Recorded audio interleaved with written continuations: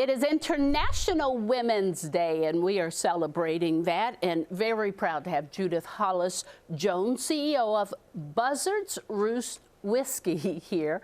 So this is really awesome. I know a friend that started a whiskey brand, and I can remember saying to him, people can't just start their own whiskey company, but you can, and you've done it in a male-dominated industry.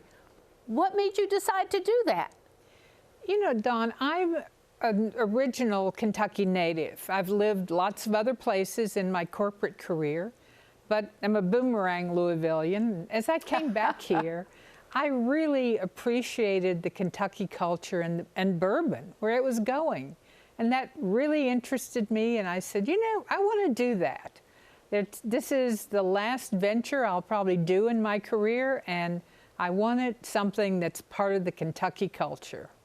Well, you as a business woman have been in the food industry, have had many executive positions, global positions, so you knew what you were doing, but how do you even, if somebody has a dream like yours, how do you even get started? Where did that nerve come from? You know, I think if you have the dream, I always said the thing that's most important is persistence and patience. So I spent probably 3 years studying the whiskey industry. I didn't walk out one day and say, okay, I know this, and let's get going.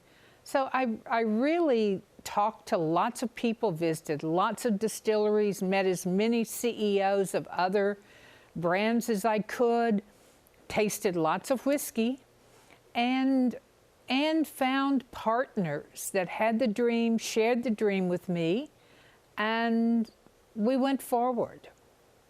How was it for you, though, as a woman? Are we getting better in this culture and society where we just don't poo-poo women's dreams and, you know, say, go back and sit at your desk? Are we getting better? You know, I think we are. I mean, I look back at early in my career, and I remember being the only woman in the room. At the table, yes, ma'am. Only woman at the table. And that's no longer true. And I have to say, the co-founders of our business are men. I'm the only woman, and I happen to be CEO. That was a joint decision, not my forcing it upon them. And I find that at times I'm stern and direct with my co-founders, and they accept it well. And they are with me, as you know, we need to be. So I think equality and looking at each other as just people is really moving forward. Yeah, it's a journey we're going to have to take. It's a journey. It's got to be done, a journey. Whether it's male, female, or something in between. Absolutely. Black, white, Chinese, Indian, we've got to learn to look at each other. We've got, yes, equality, you know, is so important today. I'm president of a international women's organization in food. And there I'm really focusing on how we move that organization to more inclusiveness, more diversity.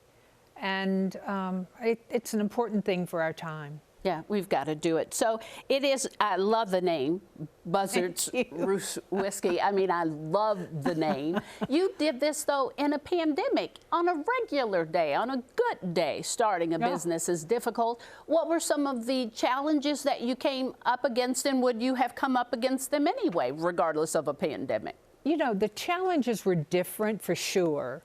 You know, people weren't going into restaurants and bars, so a big part of our customer base was, you know, not doing well.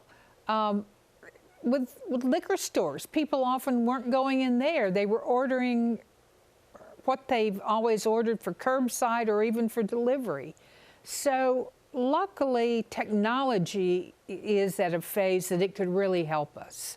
So we spent lots of time on social media, on email marketing, on doing Zoom tastings, and good old-fashioned phone calls to people in the industry. Right. So yes, had to develop new strategy, But as I said earlier, persistence does pay off. Yeah, they call that a pivot. So what do you want people to know about your whiskey? It kind of tickles me. I actually worked for Brown-Forman when I was getting my science degree, and they would say these caramel notes and this and that, and I was like, I don't taste any caramel. What are they talking about? What do you want folks to know about your whiskey? You know, I think our whiskey is unique. We do not own a distillery, and we don't try to hide that.